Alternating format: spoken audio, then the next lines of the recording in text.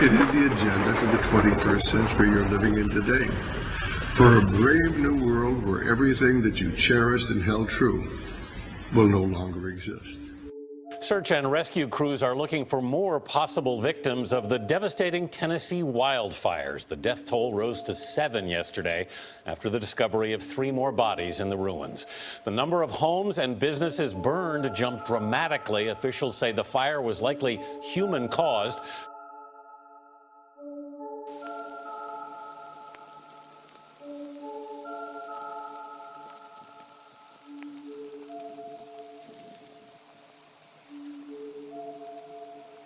It's shocking that the fires are still burning, considering the amount of rain that we've gotten over the last 24 to 36 hours.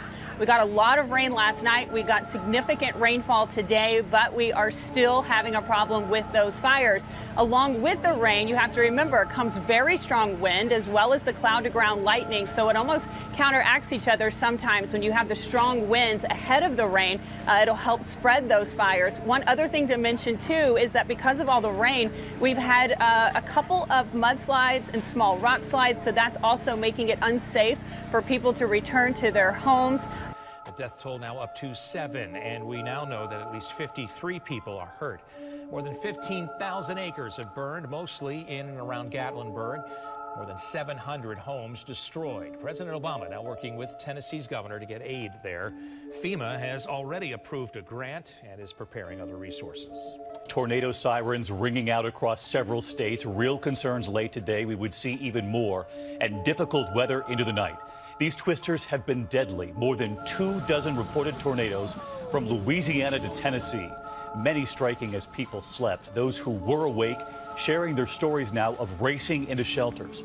One of those tornadoes leveling parts of Rosalie, Alabama, including a daycare center where families had taken shelter. Tornado warning. Tonight, a full-on tornado outbreak is hammering the south. This massive funnel cloud caught north of Miramar Beach, Florida. Waterspouts crashing ashore. In Atlanta, tornado sirens sound the alarm as residents shelter in place. You need to seek shelter immediately. This after more than 24 reported twisters overnight. It looks like a war zone up here. Residents emerged from storm shelters to utter destruction. The damage here is absolutely awful. At least 3 killed in the town of Rosalie, Alabama. The tornado, a massive EF2, wind speeds over 110 miles an hour. This daycare in Flat Rock flattened. You can see the toys among the wreckage. 3 adults and 3 children who took shelter here seriously injured. The storm's cutting a deadly path from Mississippi. We're really lucky that nobody was hurt here tonight. It could be the other way. To Tennessee, where 2 more people were killed in the storm as they still deal with raging wildfires. David, this debris and the foundation is all that is left of this daycare center. Neighbors telling us this was one of the few places that they could take shelter when the storm hit. Tonight, residents here are still shell-shocked.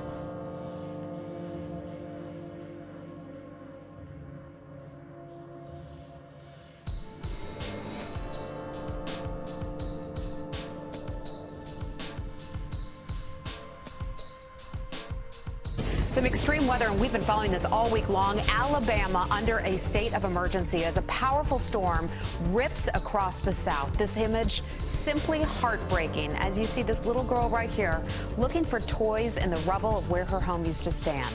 3 people in her town just east of Huntsville, Alabama, were killed in a powerful tornado, wind speeds more than 110 miles per hour. And then in Tennessee, the tornado claims the life of a volunteer firefighter and his wife. Storms also downing power lines and leaving entire neighborhoods in ruins. The most dangerous tornadoes are the ones that touch down one after the other. Most tornado deaths in the U.S. happen when 6 or more tornadoes affect a relatively small area.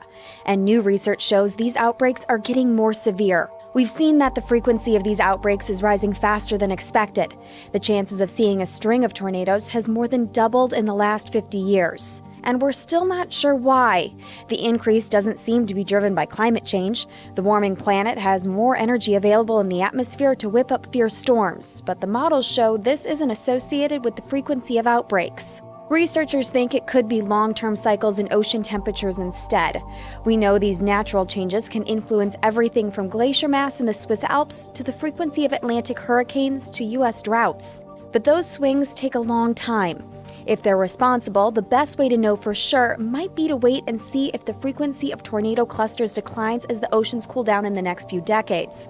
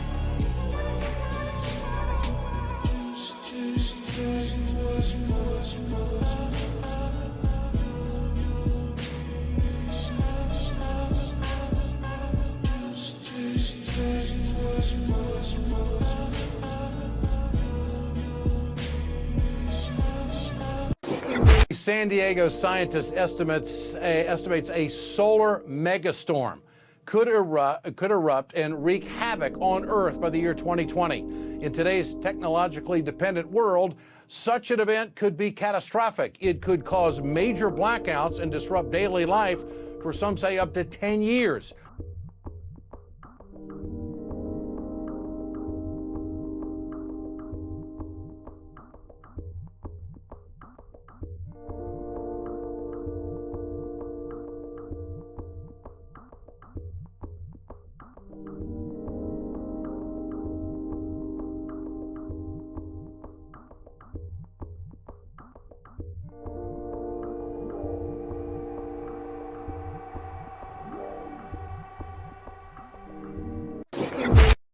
In a polarized and unpredictable world, power remains the prize on offer.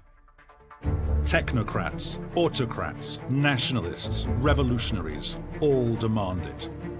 Power over what comes next and what came before. As much of it as possible for as long as possible. Those who give it up willingly are few.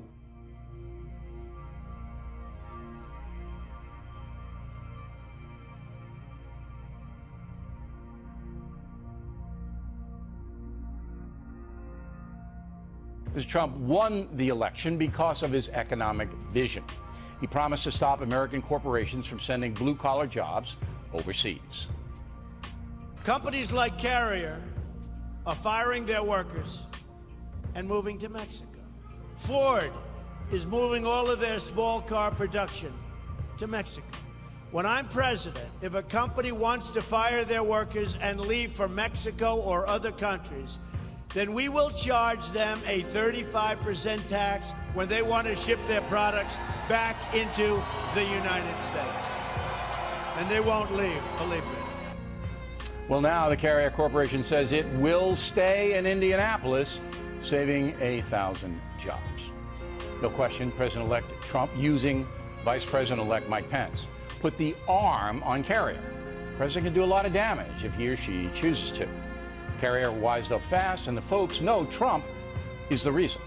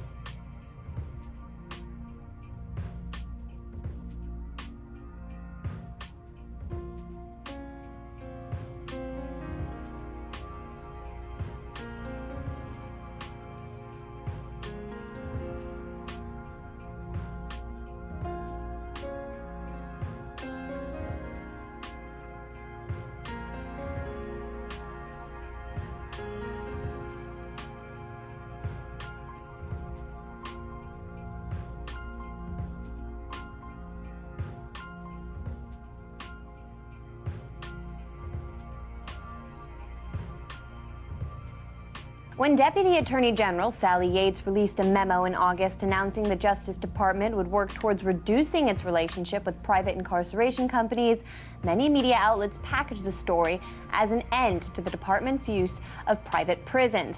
However, in practice, the policy change isn't having that impact, as just last week, the Federal Bureau of Prisons renewed its contract with CoreCivic for the McRae Correctional Facility in Georgia. Haven't heard of CoreCivic before? That's because it's simply the new name for Corrections Corporation of America, which rebranded at the end of October. It's the largest for-profit prison company in the United States. Russian President Vladimir Putin revealing his talks with the president-elect. In my recent phone conversation with Donald Trump, we agreed that the unsatisfactory condition of Russian-U.S. relations should certainly be straightened out. Like I have already said, our country is ready to do our part. Donald Trump has long praised Putin as a strong leader. Run by a very smart cookie, much smarter, much more cunning than our president. But skepticism of a Trump-Putin bromance is unrelenting given Russia's activities in Ukraine, Aleppo, and cyberspace. I think Putin is playing Trump. He also believes that Trump will respond to flattery, and Putin is going to use that tactic to get what he wants from the United States. There is no evidence of widespread voter fraud, of course, but there is one website that's reported this claim, this baseless claim, and it's one that maybe, I don't know, does Trump rely on this for his news? InfoWars is the brainchild of radio host Alex Jones, who Rolling Stone once called the most paranoid man in America. It's been a cozy relationship from the beginning. I will not let you down. You will be very, very impressed, I hope. And I think we'll be speaking a lot. But Donald Trump and Alex Jones, the conservative conspiracy theorist and operator of the website InfoWars, which seems to be a place where Trump gets a lot of his information. Does it scare you that the president-elect is listening to InfoWars? Jones can take credit for spearheading some of the most outrageous theories on the internet, from claims that 9/11 was a government conspiracy to the Sandy Hook shooting being faked. Jones has suggested that the 9/11 attacks and the Boston Marathon bombing were inside jobs by the U.S. government. And InfoWars helped fuel the rumor that President Obama is an ISIS supporter. Obama as the leader of ISIS. ISIS is honoring President Obama. He is the founder of ISIS. Jones' theories reach tens of millions each month and are now often echoed by the next president of the United States. This is the man who's going to be president of the United States, going, following InfoWars, talking about which I don't know anything. It was an inside job. If Donald Trump based his voter fraud claim on what he read on InfoWars, it wouldn't be the first time. In a move that could further fuel concern, Alex Jones, operator of the InfoWars website, says Trump called to offer his gratitude. He said, listen, Alex, I just talked to the kings and queens of the world leaders, you name it. He said, it doesn't matter. I wanted to talk to you to thank your audience, and I'll be on the next few weeks to thank them. When Trump argued that thousands and thousands of Muslims in New Jersey celebrated the 9/11 attacks, he tweeted a link to InfoWars. When Jones posted this video entitled An Emergency Message to Donald Trump during the campaign, I am going to ask you to seriously think about making the issue of Hillary's election fraud in the primaries one of the central issues to defeating her in November. Trump had this to say a day later. I'm afraid the election's going to be rigged, I have to be honest. Because I think my side was rigged. And in the wake of the election, Jones pushing a theory that despite the vote totals, Trump actually won the popular vote. Millions of illegals voting, at least 5 states being stolen for Hillary. We're talking 5, 6, 7, 8 million people more voting for Trump, if you look at the evidence, in the popular vote than did. And Trump tweeting just 4 days later, quote, "In addition to winning the Electoral College in a landslide, I won the popular vote if you deduct the millions of people who voted illegally." I'll tell you, it is surreal to talk about issues here on air and then word for word hear Trump say it 2 days later. It is amazing. Where exactly does the president-elect get his information? Most importantly, perhaps, where does he get his intelligence information? It remains to be seen whether the conspiracy-driven website remains a go-to for the president-elect. Your reputation's amazing. I will not let you down. You will be very, very impressed, I hope.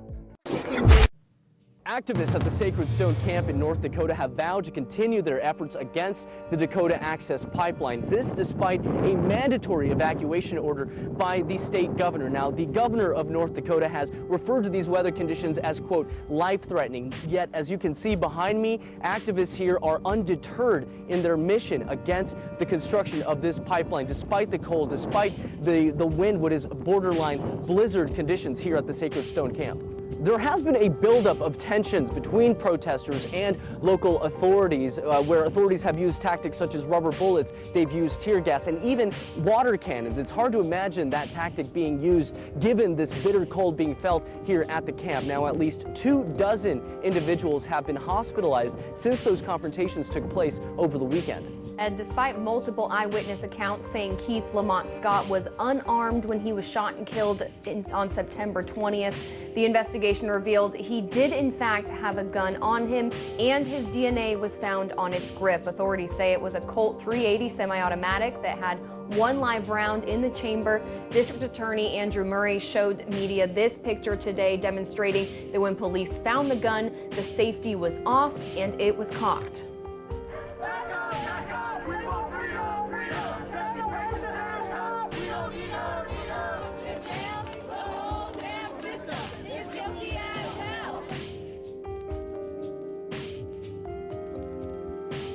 The Chinese military is talking about U.S. President-elect Donald Trump, and rescuers are racing to find more than 20 trapped miners.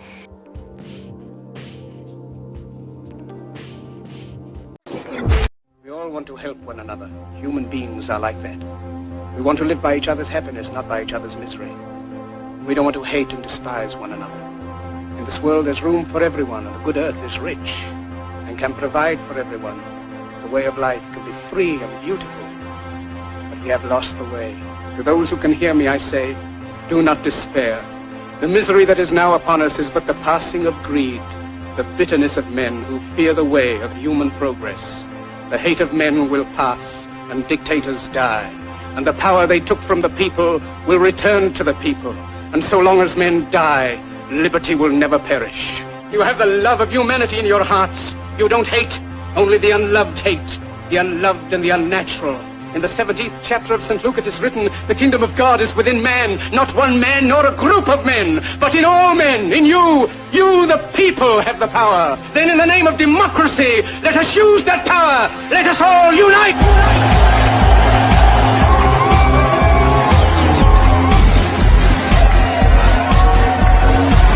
And in time of domestic crisis, men of goodwill and generosity should be able to unite regardless of party or politics.